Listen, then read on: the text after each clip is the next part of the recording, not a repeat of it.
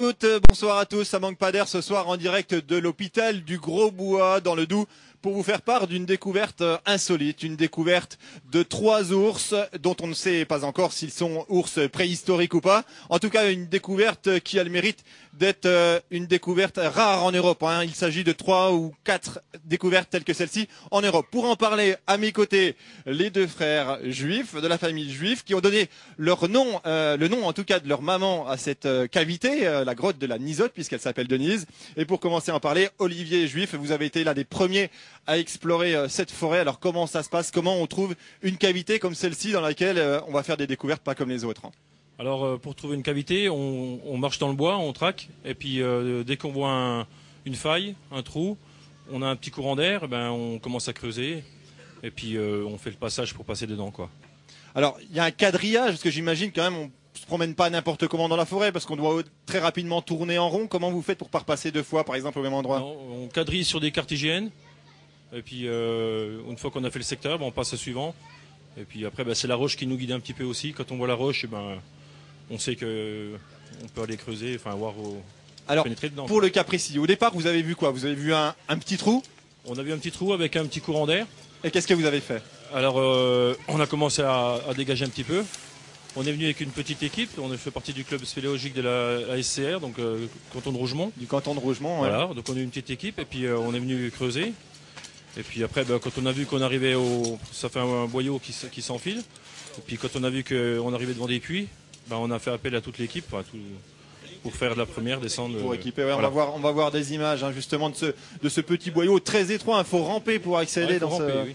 Ça veut dire déjà que tout le monde, il ne faut pas que n'importe qui y aille et qu'il faut être quand même particulièrement expérimenté et équipé. Voilà, il faut être prudent parce que la roche, il faut déjà savoir regarder la roche. On sait si elle est solide ou pas. Et puis si ça devient un peu trop scabreux, on se protège quand on met des. Donc vous êtes descendu un premier puits de 7-8 mètres? 7-8 mètres, oui. Et puis après? Après, on avait un deuxième puits qui repartait. Et on a équipé le deuxième puits pour descendre. Après, on arrivait sur un talus de terre. Et à la base de ce talus de terre, on avait une grande salle. Et puis à la base de ce talus de terre, on arrivait sur l'ours. Alors sur l'ours, vous dites l'ours. Vous êtes arrivé en bas, dans les premiers à arriver à cet endroit. Oui. Vous découvrez quoi? Un squelette d'ours. On savait pas trop ce que c'était. Oui, vous saviez pas que c'était un ours au départ. Au départ, on se demandait ce que c'était parce que c'est quand même assez gros. Et c'était un peu l'euphorie parce que déjà de trouver une cavité, c'est déjà pour nous, c'est ce qu'on cherche. Et puis on était vraiment heureux, mais à trouver des ossements et puis on ne sait pas de quand ça date. Donc là, vous n'êtes pas allé plus loin. Vous avez protégé l'endroit. Voilà. Et puis vous êtes remonté. Et puis vous avez fêté ça. Voilà, on a fêté ça, champagne, comme il se doit à la sortie. Et voilà, vous saviez que c'était quelque chose d'extraordinaire? Ah oui, on savait qu'on touchait quelque chose de bien parce que trouver des ossements comme ça, il y avait de la concrétion dessus, donc on se dit que ça date d'un petit moment, quoi. Merci beaucoup en tout cas Olivier pour ce témoignage de découverte. Je passe la parole à votre frère Dominique. Dominique, Olivier parlait à l'instant d'une découverte extraordinaire, exceptionnelle. Qu'est-ce qu'elle a de si particulier cette découverte?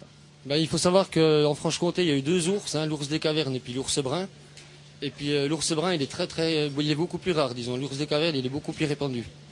Donc c'est déjà rare d'en trouver. Et puis celui-ci, il est en connexion anatomique complète. Ça veut dire que les os, ils sont posés comme il est mort. Ça, c'est exceptionnel, quoi. Alors c'est exceptionnel, pourquoi? Parce que l'eau aurait pu un petit peu raviner le terrain, emporter les os? Ou les rongeurs, ou les carnassiers, les blaireaux, on mène des os, on retrouve souvent que des morceaux.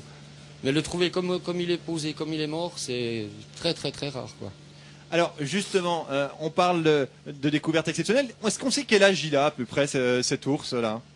On pense que vu les stalagmites qu'il y a déjà sur les os, on pense qu'il a déjà au moins 4-5 000 ans. Mais il peut avoir 30-40 000 ans. L'ours, il est apparu il y a 250 000 ans ici. Il y a une belle fourchette de 4 000 à 30-40 000 ans. On en trouve de 40 000 ans en France. Et cet état de conservation, ça c'est vraiment... Oui, il est exceptionnel, quoi. Il ne manque pas un os, il est... Alors, c'est aussi exceptionnel parce qu'il n'est pas tout seul. Voilà, il y a aussi un plus jeune qui doit avoir 3 ou 4 ans, qui est aussi entier, mais lui, il n'est pas en connexion, il est un peu éparpillé sur le sol. Et puis plus loin, il y a encore un ourson qui doit avoir dans les 6 mois, qui est aussi éparpillé, mais qui doit être aussi entier. Donc trouver 3 squelettes entiers d'ours bruns, c'est une découverte, c'est un gisement à ours brun très rare, quoi. Et comme rien n'a encore été exploré pour préserver un petit peu cette découverte, en partenariat Voilà.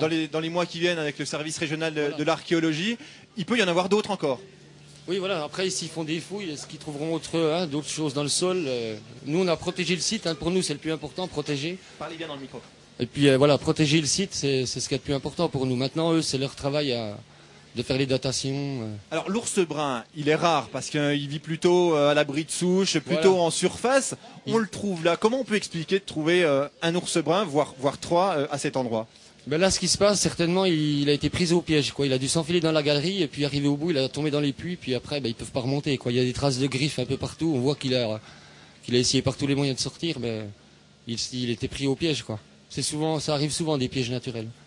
Des découvertes comme celle-ci avec un ours dans cet état de conservation total, dans sa position. Moi, j'ai la chance d'être descendu avec vous. Vous m'avez fait ce privilège. Il est couché sur le côté et on voit bien à l'œil nu qu'il a pas bougé, qu'il est entier. Voilà, oui. Ça, c'est quelque chose. En Europe, on a une idée de combien de. Là, on avait un congrès ce week-end dans le sud, et puis d'après les paléontologues avec qui on a discuté, ça se compte sur les doigts d'une main, un squelette comme ça, en position anatomique, quoi, en connexion. Une découverte comme celle-là, quel impact elle va avoir pour les spéléologues, la spéléologie en général et votre club en particulier? Ça donne une image un peu valorisante. Voilà, une belle image de la spéléo, quoi. On fait pas mal de choses en spéléo, mais ça, c'est aussi un autre aspect de la spéléo, parce que souvent, c'est nous qui remontons les infos aux archéologues, quoi. Ça veut dire que vous avez une vraie vocation historique, si on veut savoir d'où on vient, savoir voilà. connaître. C'est un voyage dans le temps, quoi, dans l'histoire. Et c'est ça que vous recherchez quand vous descendez dans les trous? Oui, on recherche ça parce que même la géologie, c'est aussi un voyage dans le temps géologique, quoi. Et qu'est-ce que vous pensez, qu'est-ce que vous aimeriez, je vais poser la même question dans quelques secondes à Monsieur le maire, que ça devienne ce site-là? Nous, on aimerait que l'ours soit remonté et puis exposé dans un musée pour que tout le monde puisse en profiter. Ce serait le mieux, quoi. Ou au moins faire un moulage sur place et puis ressortir le moulage, mais que ça soit, qu'il soit exposé dans un musée. Merci beaucoup en tout cas Dominique pour ce témoignage. Alors je vais poser effectivement la même question à Monsieur le maire. Bonsoir Jean-Claude Grenier, maire de l'hôpital du Grosbois. Vous avez vous aussi eu la chance de descendre dans ce gouffre de la Nizotte. Vous avez gardé la tenue, on vient tout juste de sortir de l'endroit. Qu'est-ce que vous avez pensé de ce que vous avez vu? C'est pour moi une journée extraordinaire. Depuis quelques semaines, voire quelques mois, une information... par bride d'informations m'était communiquée sur cette découverte qui était gardée secrète jusqu'à aujourd'hui. On a passé une journée magnifique. Merci aux Spéléo, merci à France 3 de m'avoir donné le privilège de participer à cette journée. Cette cavité est fantastique. C'est merveilleux, c'est splendide. Et cet ours-là, cette histoire qu'on m'a racontée, qu'on nous a racontée depuis ce matin autour de l'ours, une fois qu'on l'a vu, ma seule envie aujourd'hui, c'est de communiquer, c'est d'informer. Et c'est que l'ensemble des Grosboisiens, bien sûr, puisque c'est sur notre territoire, mais que le plus large public puisse être associé à cette découverte, puisse découvrir ce patrimoine qui nous donne quand même la nostalgie d'histoire, quoi. Quand on regarde ça, on s'imagine d'où on vient et ça nous donne l'envie d'aller encore plus loin. Vous n'êtes pas du genre à dire mais qu'est-ce qu'on va faire avec cette découverte, celle qui nous tombe sur la tête. Au contraire, pour vous, ça va être un moyen supplémentaire de faire parler de la commune et de la développer? Absolument. L'hôpital du Grosbois a une histoire qui tourne autour de la léproserie, dépendance de l'hôpital Saint-Jacques de Besançon, mais on lui cherchait quand même. Et depuis que je suis maire, c'est vrai qu'on a fait un blason de la commune. On a cherché une pointe d'histoire dans cette commune, quelque chose de bien particulier.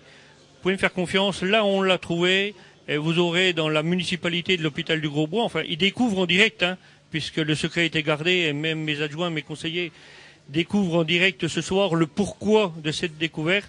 Vous aurez dans la collectivité de l'hôpital du Grosbois un véritable partenaire, bien sûr avec la DRAC, avec tous ces gens-là, pour qu'on puisse valoriser ce patrimoine de notre territoire. Très rapidement, quand on a vu ce qu'il y a dessous, on fait attention après au projet qu'on va mener en surface. C'est une véritable humilité que doivent avoir les élus. On est là de passage et nos décisions qu'on a en termes d'assainissement, en termes d'aménagement du territoire, quand on est dans la grotte, on s'aperçoit que ça a un impact direct sur cette période qu'on parle de 3, 4, 5, 10 000 ans. Donc on est vraiment petit, attention à ce qu'on fait en surface. Merci beaucoup monsieur le maire, merci beaucoup à tous les deux. Bravo encore à tous les spéléologues qui ont participé à cette découverte, vraiment pas comme les autres. Et puis si vous voulez plus de renseignements, plus d'informations, ou si vous avez des idées à suggérer à toute l'équipe de Ça manque pas d'air, il y a une boîte mail, cmpda@france3.fr. Bonne soirée à tous.